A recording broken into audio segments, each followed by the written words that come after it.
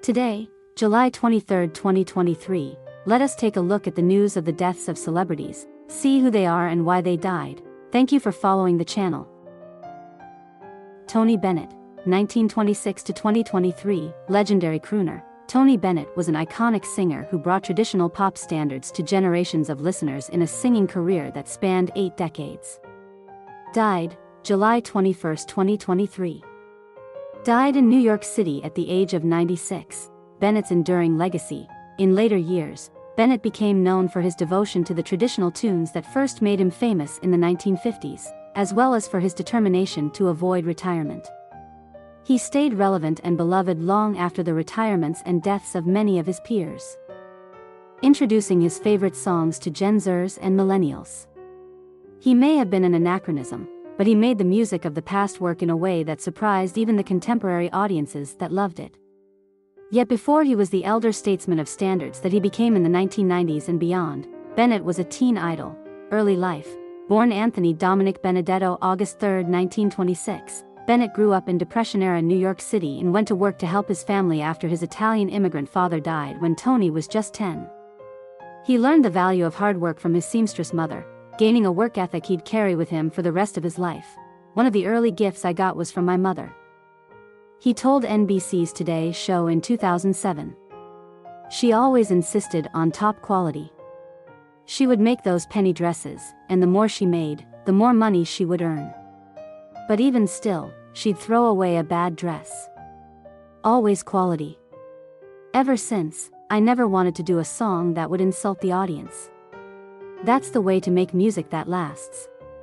Like a dress that lasts." Young Bennett dropped out of school at 16, working as a copy boy for the Associated Press in support of his family. But music was in his genes. He remembered being told about his father's history in his Italian hometown. "The legend in my family was that he used to stand at the top of a mountain, and the whole valley would hear him sing." Inspired by his father's love for music as well as his own burgeoning talent, Bennett took a job as a singing waiter. War years and a career on the rise, Bennett began performing around the city and gaining a reputation as a skilled amateur, but World War II interrupted the beginnings of his career. Having turned 18 in 1944, Bennett was drafted into the U.S. Army in the final year of the war and served on the front lines in Europe. Bennett's experience of the horrors of war helped turn him into the peace-loving civil rights activist he would become. "I'm anti-war," he told Howard Stern. "It's the lowest form of human behavior." Bennett returned home after helping liberate a Nazi concentration camp and playing in an army band in the year after the war's end. He threw himself back into his musical career, studying and performing every chance he got. His first big break came courtesy of Pearl Bailey, 1918 to 1990, who had heard him play and asked him to open for her at a performance attended by Bob Hope, 1903 to 2003. Hope, too, liked what he heard. He invited the young singer on a short 1949 tour with him and graced him with his stage name, because, Hope said, Anthony Benedetto was just too long for a marquee. Superstardom, major success was soon to follow Bennett's lucky break. He inked a record deal with Columbia Records, signed by legendary producer Mitch Miller, 1911 to 2010. Bennett became a star in 1951, riding high on the charts with songs including Because of You and Blue Velvet. Fans loved his smooth crooner's tones, and the same young women who screamed in the front row of his concerts lined up by the hundreds in black mourning clothes when he married Patricia Beach in 1952. Bennett may have been taken, but his tunes still stirred the hearts of listeners. Further hits followed, including Rags to Riches, 1953, Chicago, 1958, and I Left My Heart in San Francisco, 1962. The song that would become Bennett's signature. By 1964, he sounded as smooth as ever, but listeners were attracted to a new sound, one very different from the syrupy sweet standards Bennett crooned. The British invasion was in full swing, and the Beatles and their peers were dethroning the crooners from the tops of the charts. A dark period, Bennett's music wasn't exempt from the change in tastes, and his career began to flounder. Bennett was urged to modernize his sound with a recording of rock songs. He complied reluctantly, though he didn't like the music and wasn't sure how to interpret it. The album was both poorly received by the public and repellent to Bennett himself. He later remembered in a biography, "I actually regurgitated when I made that awful album. I got physically sick." Rock and roll wasn't the answer for Bennett, but wide audiences were no longer interested in the classics that Bennett interpreted so well. He spiraled downward throughout the 1970s, fighting drug addiction and the IRS. Revitalized career, it was his son, Danny Bennett, who helped turn things around for Bennett. Danny took over as his father's manager and helped get his finances under control. He envisioned a new direction for his father's career, one that built upon the solid foundation of Bennett's work from the 1950s and 60s. Danny urged his father out of the nightclubs and dives and into small venues frequented by young people. The key to Danny's plan was that Bennett would not change his style by revisiting his disastrous rock recordings of the 70s. Instead, he would present his young audiences with the songs he'd always sung, the standards of the Great American Songbook, many of which would be entirely new to the listeners whose parents were children when Bennett's career was young. The new approach worked. After early forays into marketing his music toward the young and hip, Bennett recorded an MTV Unplugged concert in 1994, appeared on The Simpsons, and teamed with alternative rock radio stations to play benefit concerts. All the while, he was singing the standards that were his bread and butter, and the young audiences were listening. To them, it was different, he told AARP, the magazine. "If you're different, you stand out." Bennett's fortunes reversed, and his near bankruptcy was a thing of the past. He flourished under the renewed attention, collaborating with contemporary artists including Amy Winehouse, 1983 to 2011, Queen Latifah, and Carrie Underwood. He was back on the charts, his 2014 record with Lady Gaga, Cheek to Cheek, debuting with a Billboard #1. Bennett, at 88, was the oldest artist ever to make such a stellar debut. The pair won a Grammy Award for their effort and embarked on a tour together, sharing the spotlight as co-headliners. He released a second album with Lady Gaga in 2021, Love for Sale, his final release. A different kind of crooner, what made Bennett unique as a singer stemmed from a piece of advice he took from an early music teacher, who told him not to imitate other popular singers such as Frank Sinatra, 1915 to 1998. Instead, he was urged to take inspiration from the instruments that make up a jazz band. Bennett listened to the piano music of Art Tatum and the saxophone solos of Stan Getz, 1927 to 1991, and he modeled his vocal phrasing on what he heard. It helped him create a sound all his own, one that would never be mistaken for Sinatra or any other singer. Bennett was also renowned for his big voice and his ability to belt out a song all the way to the back of the theater. Even in his later years, he typically took a moment during a concert to set aside the microphone and sing one tune, often Fly Me to the Moon, with simply the strength of his own voice. Audiences never had to strain to hear him. Painting career, as illustrious and long-lived as Bennett's musical career was, it almost took a back seat to another of the star's talents, visual art. He was an artist from a young age, one who loved to draw and thought he might pursue a career as a commercial artist. Music won, but Bennett never forgot his love for art, painting throughout his life and exhibiting his work around the country at venues including the Smithsonian American Art Museum and the Butler Institute of American Art. He explained to the Wall Street Journal that his two favorite art forms went hand in hand. "I've found that the creative choices made when painting are similar to judgments made when singing. Both are about line, form, and color, and both have different levels of depth." Bennett frequently donated his art, both musical and visual, to benefit the causes that were important to him. Proceeds of a painting's sale might support a foundation, while many benefit concerts included a performance by Bennett.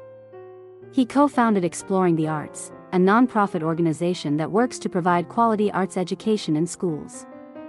A devoted civil rights supporter, he participated in the 1965 Selma to Montgomery marches in Alabama. He also denounced apartheid, refusing to perform in South Africa while the system of racial segregation was in place. Awards and honors. In addition to winning 18 Grammy Award statues and a separate Grammy for Lifetime Achievement, Bennett was honored with tributes including the National Endowment for the Arts Jazz Masters Award, the Kennedy Center Honors, and a star on the Hollywood Walk of Fame. His commitment to social justice was noted with the United Nations High Commissioner for Refugees Humanitarian Award and induction into the International Civil Rights Walk of Fame.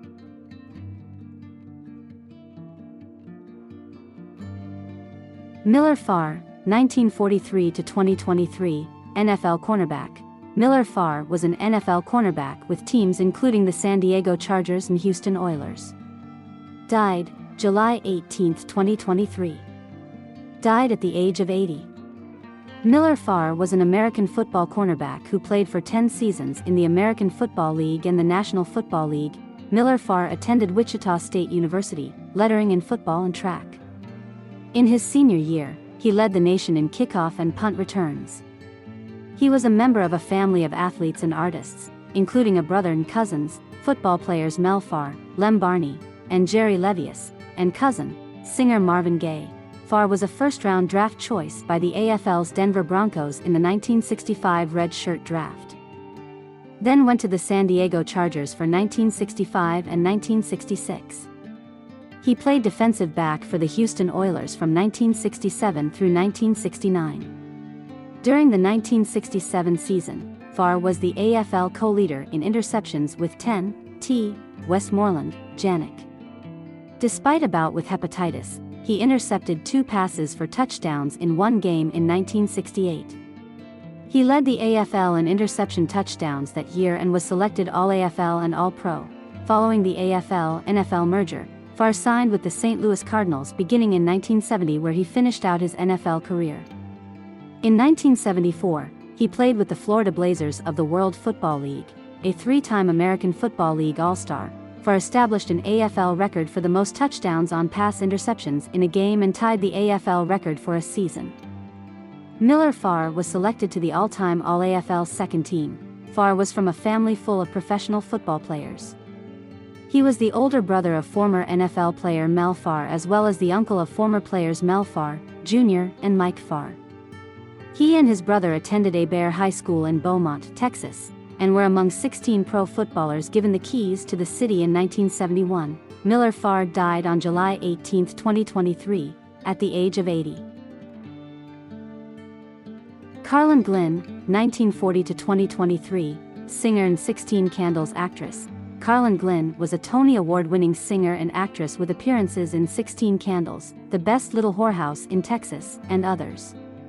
She was also the mother of actress Mary Stuart Masterson. July 13, 2023. Died of cancer at the age of 83. Born in Cleveland, Ohio, Glynn's acting debut in 1975 was a small role in the Robert Redford and Faye Dunaway-led film 3 Days of the Condor, but her next notable role would not be a small one. Her husband, Peter Masterson, 1934 to 2018, collaborated with writer Larry L. King, 1929 to 2012, and songwriter Carol Hall, 1936 to 2018, to create The Best Little Whorehouse in Texas, a musical comedy for Broadway. Glynn would go on to play the lead role of Mona Stangley. Glynn's performance won her a Tony Award for Outstanding Featured Actress in a Musical and launched a successful acting career. She appeared in the John Belushi, 1949 to 1982, comedy Continental Divide, played Molly Ringwald's mom in the John Hughes classic 16 Candles, and had roles in an array of other films and television productions like The Escape Artist and Law & Order: Criminal Intent. Glynn also helped her daughter, Mary Stuart Masterson, find success as an actor. Masterson would also go on to be nominated for a Tony Award and has appeared in dozens of films and television shows. In 1987, the pair worked together in Gardens of Stone. Annabelle Ham, 2000 to 2023, YouTube vlogger. Annabelle Ham was a college student who shared lifestyle and beauty tips on her YouTube vlog. Died July 15, 2023. Died after experiencing an epileptic event at the age of 22. Ham began vlogging in 2015, launching her YouTube channel with a 10 Facts About Me video. She also shared photos and videos on Instagram. Followers followed Ham's life through high school and as she went on to attend Kennesaw State University in Georgia, where she was a member of the Alpha Omicron Pi sorority. Among her frequent topics were trying on new clothing, sorority life, deep cleaning and reorganizing, vacations, and other special events in her life.